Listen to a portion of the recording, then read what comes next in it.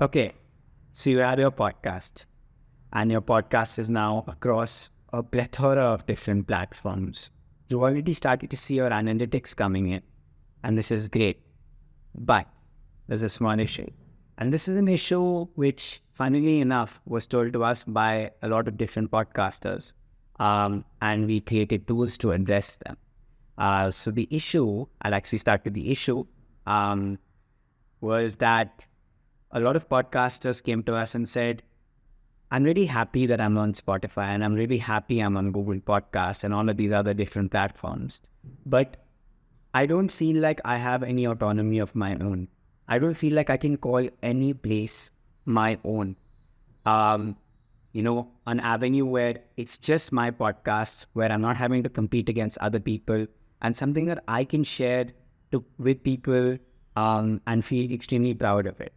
But the problem is, nor am I a programmer, so I don't have the ability to make this website. So Gautam and Hubhopper, how do you plan to solve this for me? Is there anything that you guys can do?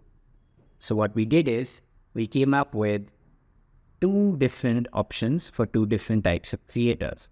So the first option was a pod site, and the second option are embedded players, and they both fulfill the exact same problem statement. So they solve for this problem statement of giving you your own autonomy and a place that people can listen to your podcast and it's just your own. So essentially, a pod site is a no-code mechanism of creating a podcast website of your own, and it takes about 2 minutes to set up. It's extremely simple. And once you have it, it's something that you have bragging rights for, and you can share it across the board, and you don't have to worry about leakage or a leaky bucket to other podcasts on different platforms. So how do you set this up? Now you have your podcast already set up. So when you open the Hubhopper platform, you go into the tools section. So if you don't have a website that already exists, that's in a domain of your own, you can go into the tools section, and in the tools section, you select microsite. So when you select microsite, you're going to have to fill in a few different pieces of information. They're very few. So first, you're going to have to add your profile picture. This profile picture is different from your podcast cover art, because one pod site or microsite can actually house many different podcasts. So this is the profile picture for all of your podcasts. So once again, for this profile picture, best avenue for you to create this is just to go to Canva. Think about this as you creating your own little podcast network, and this is the image for that podcast network. Post this point, you have to choose your subdomain. So the subdomain that will normally come will be your name followed by .hubhopper.com, but you can also link it directly to a domain of your own that you've purchased entirely on your own accord.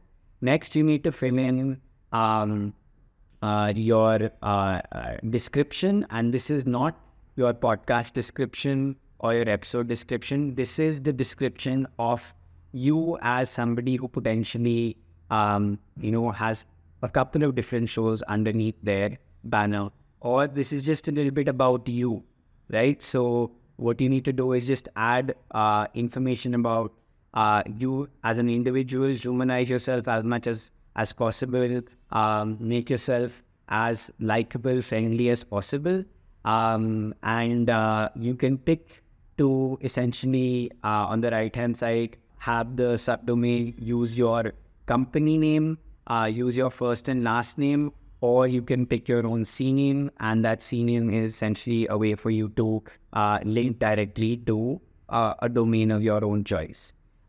Next, underneath this, you have the option of selecting which podcast to showcase on this website. So right now on the current page that I'm on, there are 3 websites, but I'm actually confident of only showcasing 2 in my pod site. I'm not very confident of showcasing the third. So I just have to tick the two that I'm very confident with, and that's pretty much all I need to do. And then finally, there's a section that says, how do you want your visitors to contact you? I very much advise that you add this. So you just have to add your email, you have to add your Facebook or your Instagram or your Twitter, whichever social handle works best for you, whichever is the most convenient for you. And once you've selected it, just click on create microsite, and your microsite will be ready, not even in a couple of minutes, in a couple of seconds, and then you are good to go. So that's if you are creating a microsite and you don't already have a destination for your podcast. Let's say hypothetically you already have a website, and you don't want another website to deal with, but you want the current website that you have to have playback capability. So you want for people to be able to come to that website of yours and for them to be able to listen to your podcast on that website. So for this secondary use case where somebody already has a website but does not have their podcast on their website, you within the tools section go to the embedded players, right? The embedded player section. And with the embedded players, once again, this is a no-code solution for having playback on the current website that you have. So there are 3 different embedded players for you to choose from. You can pick an embedded player with all of your episodes. You can pick an embedded player with your most recent episode, or you can pick an embedded player with only one specific episode.